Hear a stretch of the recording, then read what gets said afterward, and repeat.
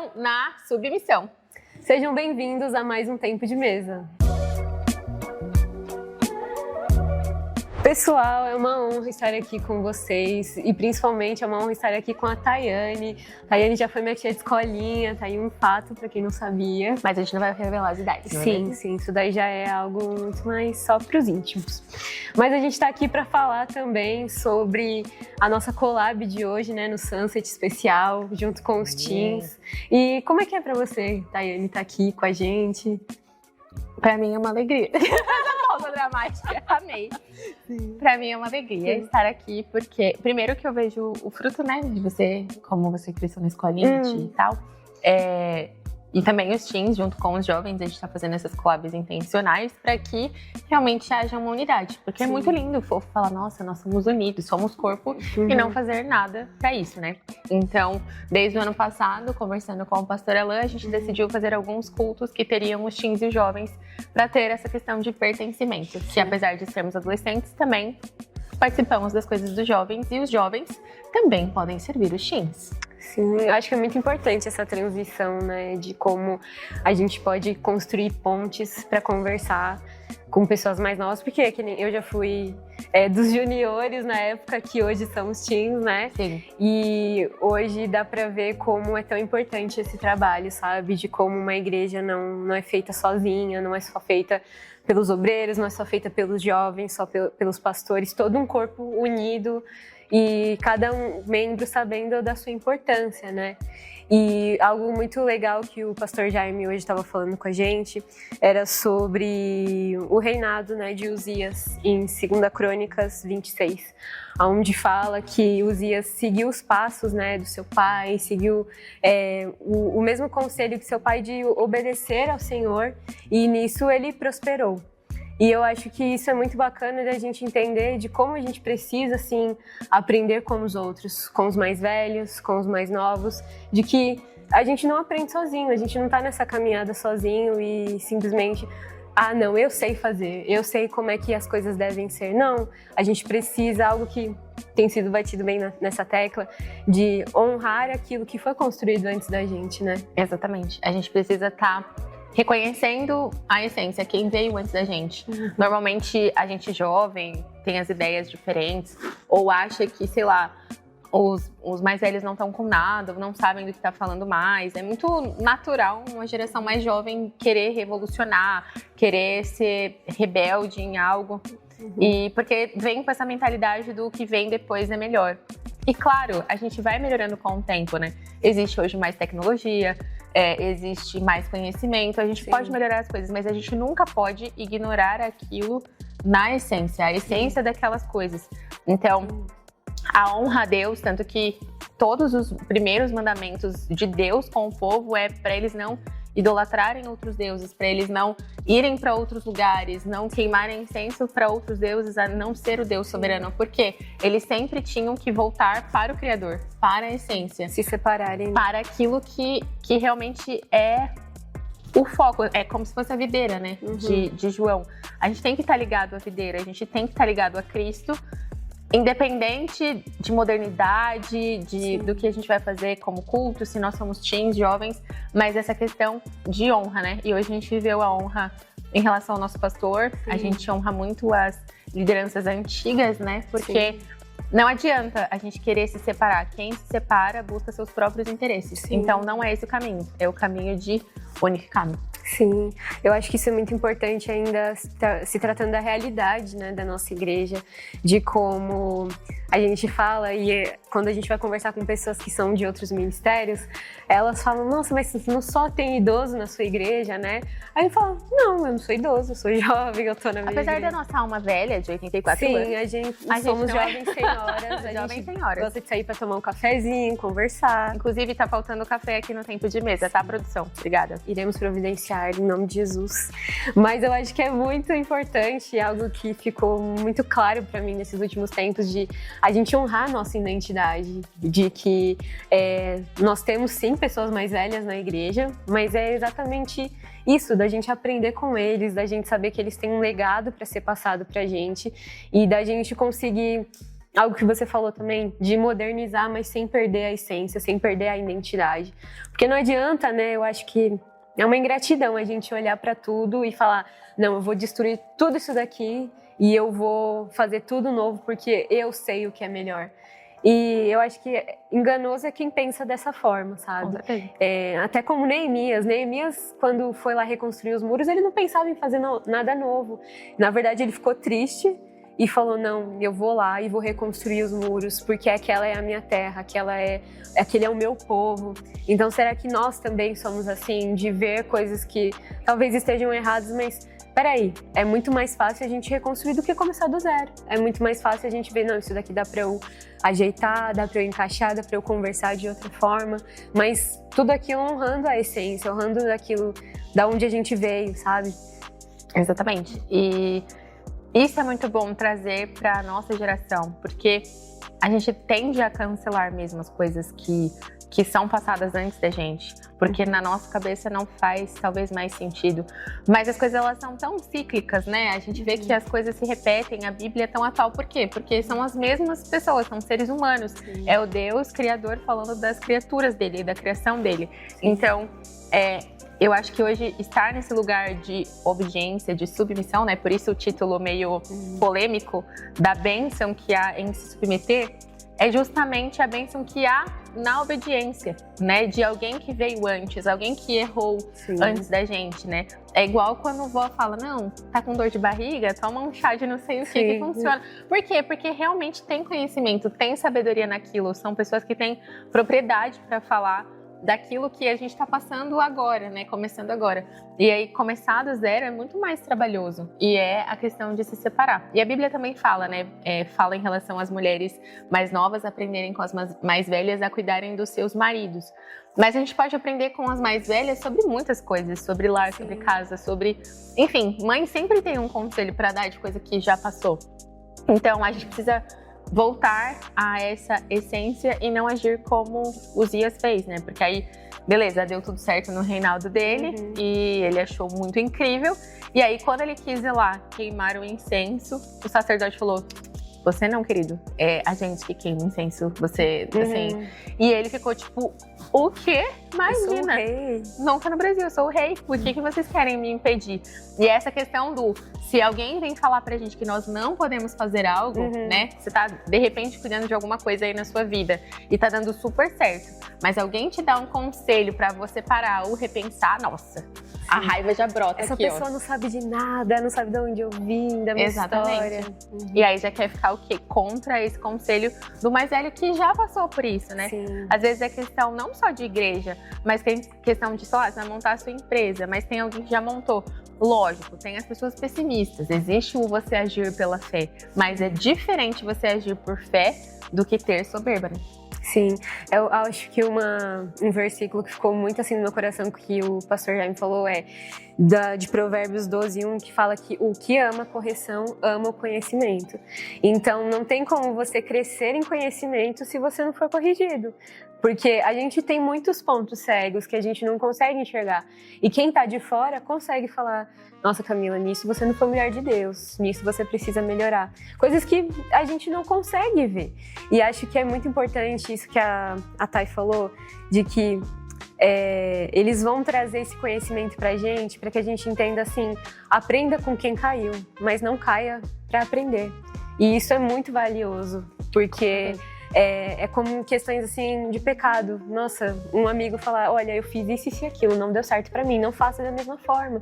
E isso é sábio. É sábio a gente se rodear dessas pessoas, como a Thay falou, que não são pessimistas, mas que realmente trazem esse olhar pra gente de ensinamento, de que, olha, eu fiz dessa forma, não deu certo. Talvez se você for por esse caminho, vai dar certo.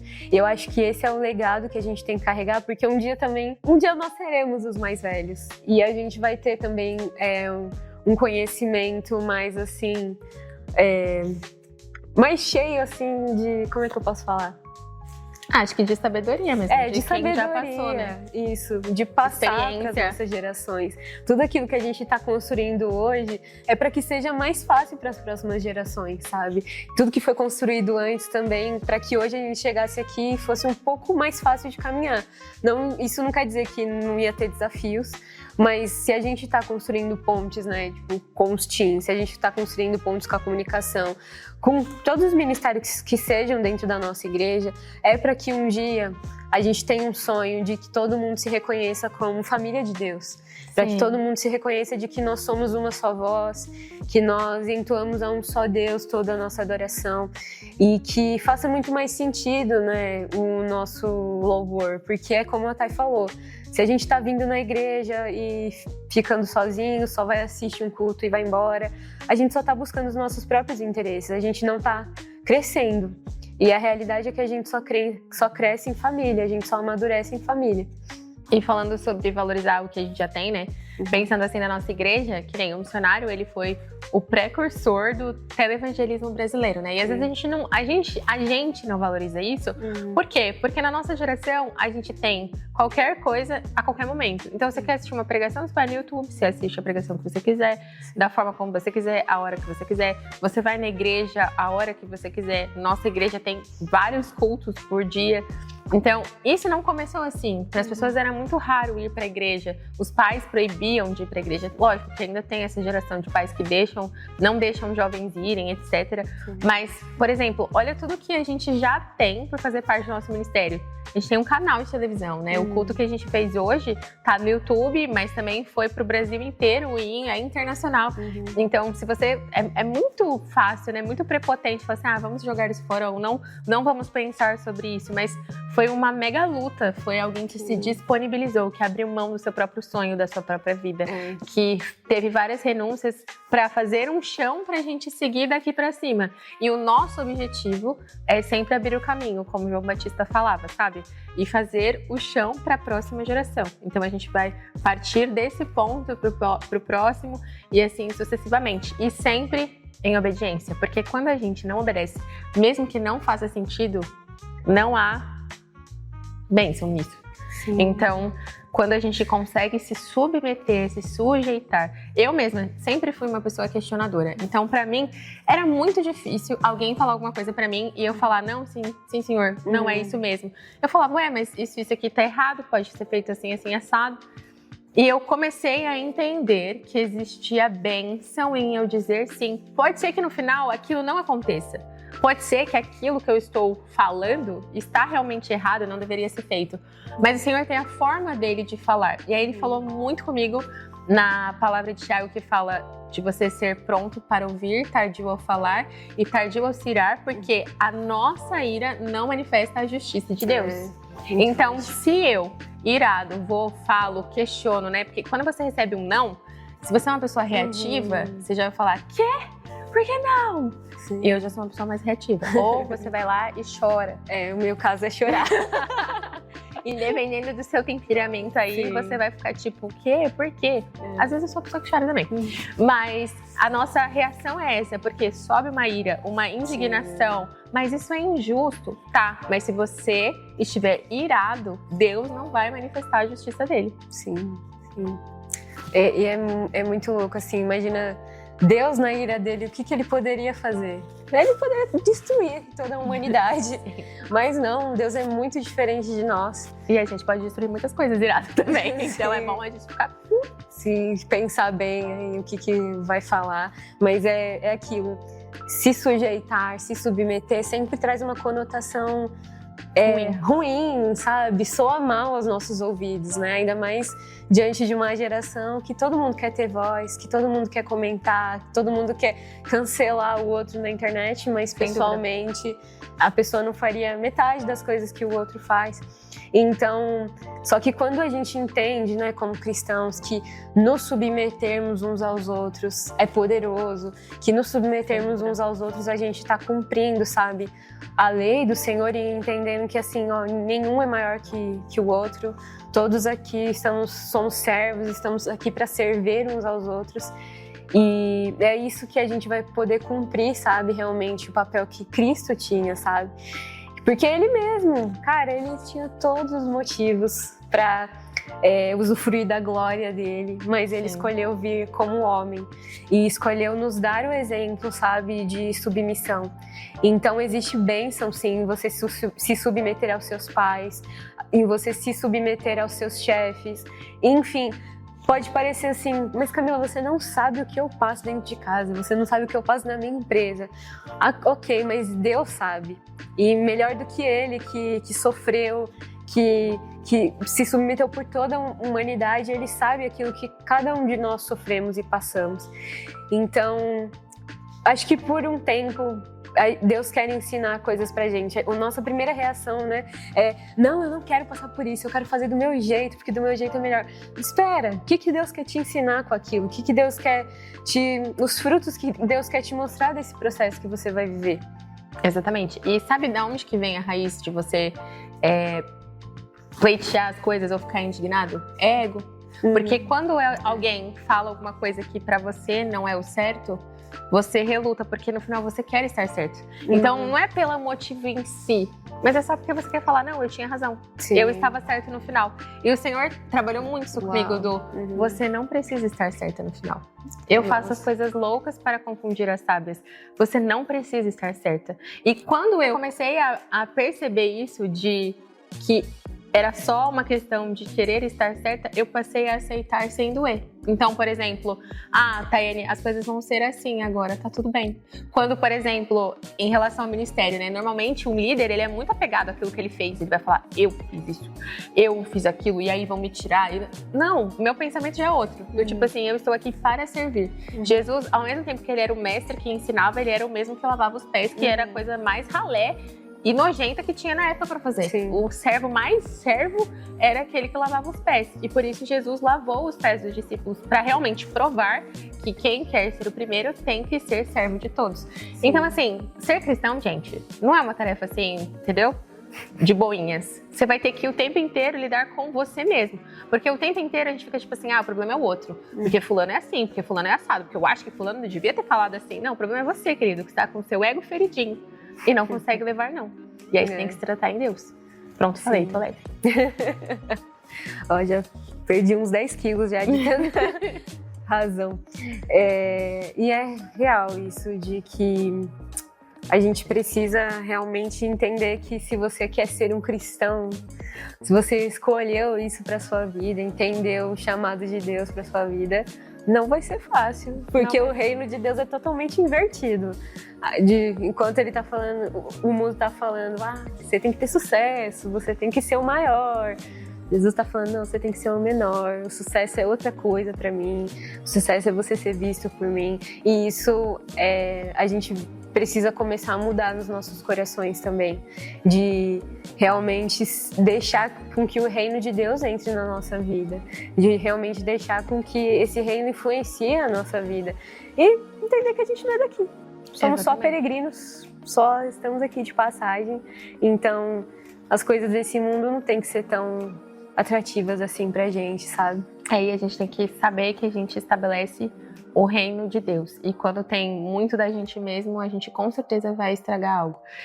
Eu faço também, em relação a essa parte do ego, né? Que a gente tá falando de submissão, sujeição, e a dificuldade disso tem totalmente a ver com o ego.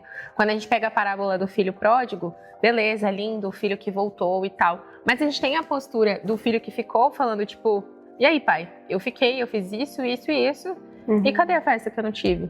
E a gente muitas vezes é o filho que ficou, porque a gente vê, por exemplo, alguém retornando para a igreja e não quer que essa pessoa esteja, não quer que essa pessoa seja abençoada, porque fala: não, eu fiquei, eu fiz isso, aquilo, eu sou A, B, C, D, eu acordei 3 horas da manhã, eu jejuei uma vez por semana, eu sou incrível. Não é sobre isso, sabe? Então muitas vezes nós somos o filho que ficou e falando: e aí, pai? Sim. Como assim você tá recebendo o outro de volta super bem e eu nunca ganhei uma festa? E o pai responde o quê? Você é meu filho, você é parte disso. Então, assim, você já está na festa, você já é minha parte, exatamente. Então, a gente não consegue se colocar nesse lugar. A gente sempre se coloca nesse lugar de comparação. E a gente, como igreja, tem que estar pronto para receber a pessoa de volta.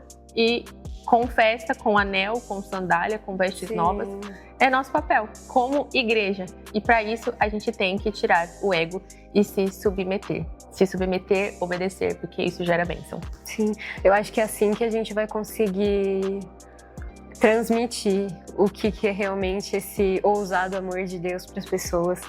Porque quando a pessoa volta para a igreja, é muito difícil voltar, gente. A gente tem amigos que são que se desviaram e eles falam que é muito difícil voltar. Então, imagina para eles como seria um bom constrangimento eles serem recebidos com festa, tipo, meu Deus, que saudade que a gente sentiu de você. Exatamente. Deles se sentirem amados.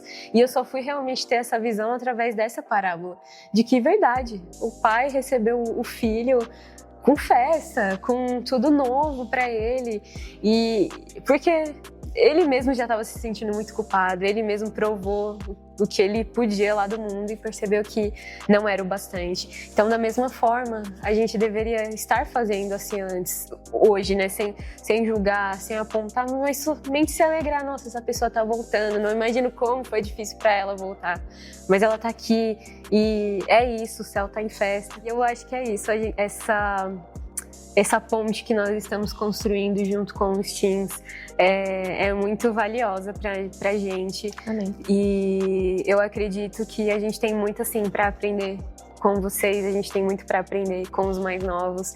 Como a palavra fala, né, que o reino dos céus é semelhante a quem recebe uma criança, sabe? Então a gente também quer ser assim, de entender que não, a gente não tá aqui na nossa prepotência de jovens, de 20 e poucos anos, a gente sabe o que a gente quer da vida.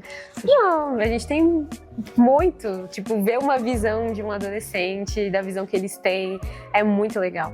Então, eu espero que essa relação cresça cada vez mais. Ah, com certeza. Acho que depois que a gente tem vivido nos últimos tempos, isso realmente está estabelecido. Óbvio que é uma atitude, né? É uma ação de continuar aquilo que foi gerado. Mas o bebê tá aí, a gente só tem que cuidar pra ele crescer. Sim, verdade. É isso, pessoal. Eu espero que vocês tenham gostado do Tempo de Mesa. Não se esqueçam de comentar, de compartilhar, de curtir. Comentem o que mais marcou de vocês nessa mensagem para a gente poder ler nos nossos próximos vídeos. E não se esqueçam que todo sábado, às 4 horas, nós temos o culto Sunset aqui na Avenida São João 791. O culto de shoppings. E de domingo nós temos o nosso culto encontro ao 12:30 na Avenida São João também, só que no número 1035, que é o nosso salão de shoppings. E todo mundo, jovem ou não jovem, tá todo mundo mais que convidado para fazer parte aqui com a gente. Inclusive amanhã eu vou vir. Não sei que dia esse vídeo vai ao ar, mas estamos gravando não sábado, amanhã é domingo, dia de encontro. E eu já descobri que vai ter comida, sabia? Aí, ó, porque sempre quando está, tem comida. É isso, né? Muito obrigada pela oportunidade, obrigada pelo convite. É uma honra estar aqui servindo vocês. Que isso. Tamo juntos.